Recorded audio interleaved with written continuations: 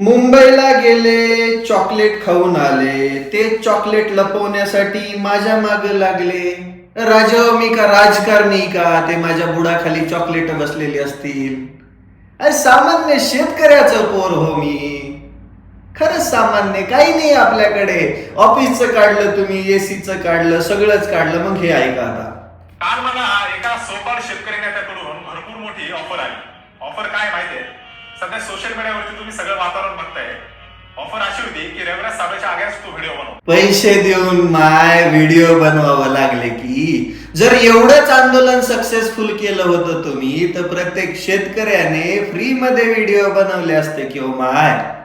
तुम्हाला तर किती खर्च करावा लागला, केवढा खर्च केला. निम्मे अर्धे पैसे त्यातच उडले असतील माझ्या विरोधात व्हिडिओ बनवाय. काय साध्य केलं. अरे चोरी करायची वरनं शिरजोर व्हायचं कसं चालेल. आणि हा एकच नाही, या पोराच्या व्हिडिओच्या कमेंट खाली बघा, खूप जण म्हणताय की आम्हाला पण ऑफर आली होती पण आम्ही केली नाही कारण की ही सच्ची शेतकऱ्याची पोर आहेत. आणि मी काम काय केलंय माहिती का.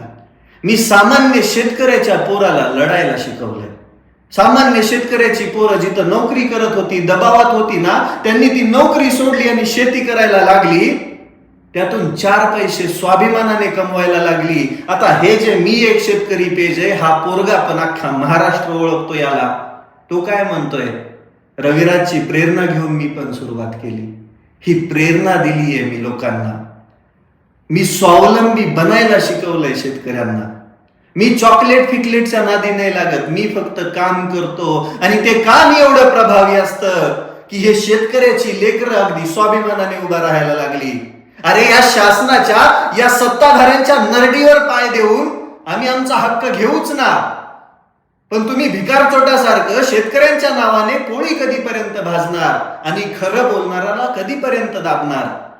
अरे किती प्रयत्न केले तुम्ही, किती पैसा खर्च केला, काय झाला त्याचा परिणाम. अरे हा पट्ट्या कायम प्रामाणिक आहे. शिवछत्रपतींची आण घेऊन सांगतो मी, हा रविराज कधीच विकल्या जाणार नाही कारण की हे शेतकऱ्याचं पोरग आहे.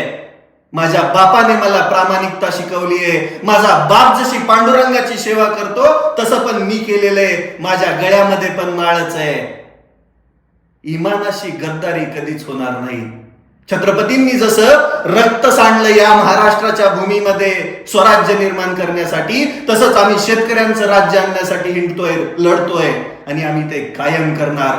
बांडगुळ शेतकरी नेत्यांनो, बस झालं आता. मी जर सगळं काढलं ना तर तुम्हाला पळता भुई थोडी होईल, हे कायम लक्षात ठेवा.